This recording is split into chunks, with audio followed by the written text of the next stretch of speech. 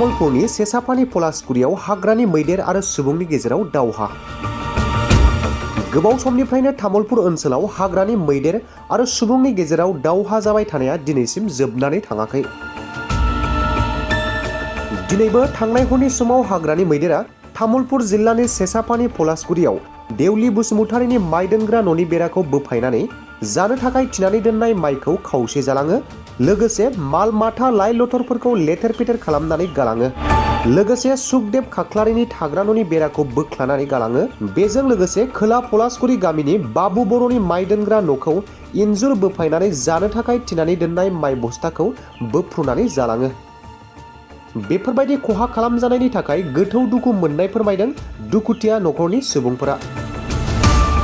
बोसोरफ्रोमबो सोलिनाय मैदेर आरो सुबुंनि गेजेराव दावहाया माब्लादि जोबस्रांगोन आरो बिनि सायाव हाग्रा बिफाना मा बिफाव लागोन समासो फोरमायसिगोन।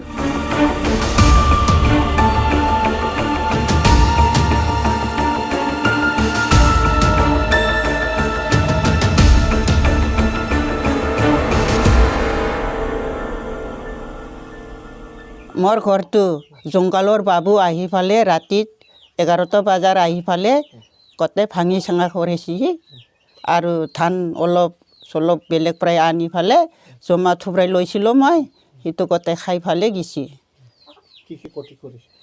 এই কাঁহী বাতি বেৰা চেৰা ঘৰ গোটাই লেতেৰ পেতেৰ ভাঙিছি।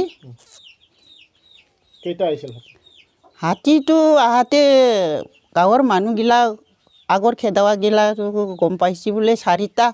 মইতো ঘৰ ভিতৰ পৰা ওলবা পাৰা নাই, মই দেখাই পোৱা নাই। মই একলা মানুহ না, বুঢ়ী মানুহ, ওলবা নৰে। ইফালে ওলে ফালে জুই জ্বলাবাব, খেৰ চেৰ নাই, কিবা কিবি নাই, কেনেকৈ ওলাম। আপুনি কি কৰি আছিল তেতিয়া? ৰাতিত ঘৰত বাগা দিছি বিছনাত। ভয় কৰি ফালে কয় দি দৰ্জা খুলি ফালে ওলাই যাব। দাউৰিতো যাব নৰে না, সকলো মানুহ অহা নাই ওচৰৰ। পিছতে আহিছি। কি নাম আপোনাৰ? মোৰ নাম দিউলি, গাঁও पलासगुरि। बिटिआरआव मोनसे गोजोनथाव खौरां। बिटिआरनि सदर सहर क'क्राझारनि जेडि र'डजों नांजाबनाय गोजोनपुरी रयेल एनफिल्ड श'रुमनि गोजौआव थानाय आइ आफा बिएम इन्स्टिटिउट अफ पेरामेडिक्स।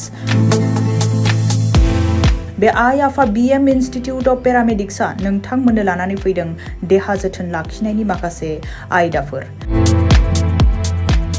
2024-25 मायथाइनि मुं थिसननाया फैगौ 15 जानुवारिनिफ्राय जोबथा मार्च दानसिम सोलिगोन। बे पेरामेडिक्सआव गावारि सोलोंथाइखौ थाखो 12नि उथ्रिसारनाय बिजाथि एबा फरायसाफोरा लानो हागोन। बिटिआरनि सदर सहर क'क्राझारनि गोजोनपुरी एबा गांजेमा बाजारजों नांजाबनाय आइ आफा बिएम इन्स्टिटिउट अफ पेरामेडिक्सआ नोंथांमोननि थाखाय गोदान मुं थिसननाय आयदाफोरा जादों medical laboratory technology, first aid patient care and assistant nursing, OT technician, ICU technician, radiology technician कर्सखौ 2 बोसोरनि गेजेरावनो आबुं खालामनानै BSS भारत सेवक समाज डिप्ल'माखौ लानो हागोन।